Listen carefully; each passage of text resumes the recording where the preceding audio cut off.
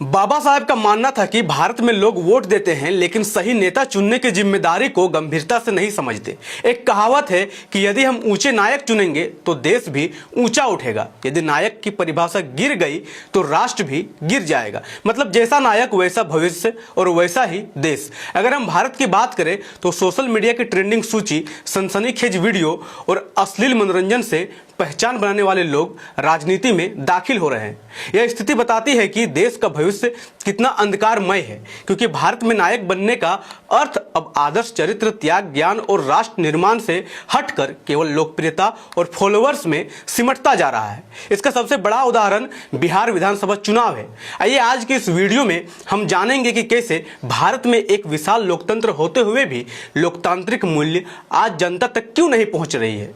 लेकिन उससे पहले बाबा साहब ने भारत की राजनीति पर क्या कहा है वो जानते हैं। जोहार, जय भीम, जय फूले, जय बिरसा, जय साहू, जय पेरियार, जय संविधान। 4 नवंबर 1948 में बाबा साहब कहते हैं, राजनीतिक लोकतंत्र तब तक टिक नहीं सकता जब तक उसके आधार में सामाजिक लोकतंत्र ना हो।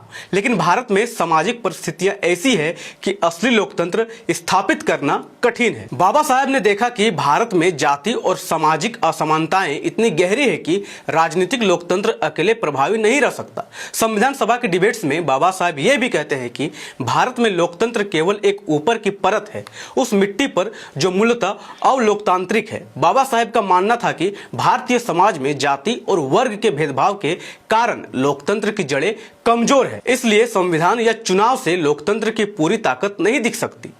एनिहिलेशन ऑफ कास्ट में बाबा साहब ये भी कहते हैं कि संवैधानिक नैतिकता कोई स्वाभाविक भावना नहीं है, इसे विकसित करना पड़ता है। भारतीय लोगों को इसे सीखना अभी बाकी है। बाबा साहब के अनुसार भारतीय राजनीति में समस्या सिर्फ नेताओं की नीति में नहीं बल्कि जनता और नेताओं दोनों में संवैधानिक नैतिकता की कमी में भी है। बाबा साहब अंबेडकर ने बार बार कहा कि बिना शिक्षा और बिना सामाजिक जागरूकता के लोग सही नेता चुनने में सक्षम नहीं होंगे, जिससे राजनीति कमजोर हो जाती है। और यही बात आज के भारत में भी सच होती दिखाई दे रही है। देश की राजनीति इतनी कमजोर हो चुकी है कि यहाँ पढ़े लिखे लोग फिट नहीं हो पा रहे हैं। देश की जनता के लिए राष्ट्र का विकास, स्वास्थ्य, नौकरी और रोजगार जैसे मुद्दे नहीं रह गए। इनका वोट लेने के लिए धार्मिक भावनाओं में बहलाना और वोटिंग से कुछ समय पहले 1000-10,000 रुपये अकाउंट में डाल देना काफी है। हाल ही में बिहार विधानसभा चुनाव के परिणाम सामने आए। इस जगह भी बाबा साहब का कथन बराबर फिट बैठता है, क्योंकि बिहार के 243 विधायकों में से 130 विधायक दागी हैं, जबकि 90% विधायक करोड़पति है। यही नहीं, बिहार के नए विधायकों की औसत संपत्ति 9 करोड़ से भी अधिक है। ये आंकड़े इसलिए भी जानना जरूरी है कि ताकि आप समझ सके कि जनता अपना प्रतिनिधित्व चुनने में कितने विफल हैं।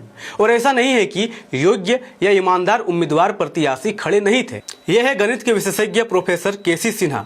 कुम्हरार विधानसभा से उतरे थे लेकिन वे बुरी तरह हार गए, जबकि People's Party of India Democratic के कार्यकर्ता सिर्फ चुनावों के समय ही नहीं बल्कि बाकी समय भी गांव-गांव जाकर संविधान के प्रति और संवैधानिक अधिकारों के प्रति लोगों को जागरूक करते हैं। लेकिन देखिए कैसे कटिहार से उतरी People's Party of India Democratic की प्रत्याशी मात्र 3253 वोट के साथ चौथे स्थान पर रही। आपने देखा कि किस तरह बिहार चुनाव में नाचने गाने वालों को टिकट दिया गया, क्योंकि जिस राज्य के लोग अशिक्षित हो और कलाकारों या अश्लीलता परोसने वालों को ही नायक समझने लगे तो प्रत्याशी के रूप में भी आपको ऐसे ही चेहरे नजर आएंगे।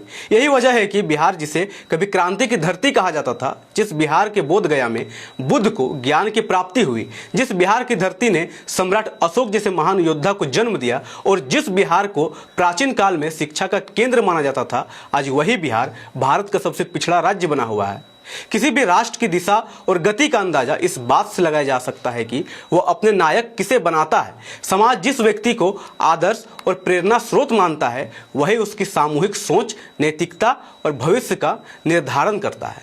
भारत का लोकतंत्र विशाल है, लेकिन लोकतंत्र का अंतिम परिणाम जनता के चयन पर निर्भर करता है। लेकिन भारत की जनता जिस तरह अपने प्रतिनिधित्व का चुनाव कर रही है, उससे देश के लोकतंत्र की स्थिति कितनी चिंताजनक हो सकती है, इसका अंदाजा आप नहीं लगा सकते। इस विश्लेषण का निष्कर्ष यही है कि देश और देश की राजनीति का भविष्य देश की जनता के हाथों में है और मतदान का अधिकार आपकी सबसे बड़ी ताकत है। इसलिए मतदान करने से पहले उम्मीदवारों के बारे में गहन अध्ययन करें, उसके चरित्र, त्याग, समर्पण और सबसे महत्वपूर्ण उसकी विचारधारा जानें। वरना इसी तरह अगर देश की राजनीति विचारधारा से हटकर ग्लैमर और शोर में बदल गया तो राजनीति में योग्य लोग पीछे छूट जाएंगे।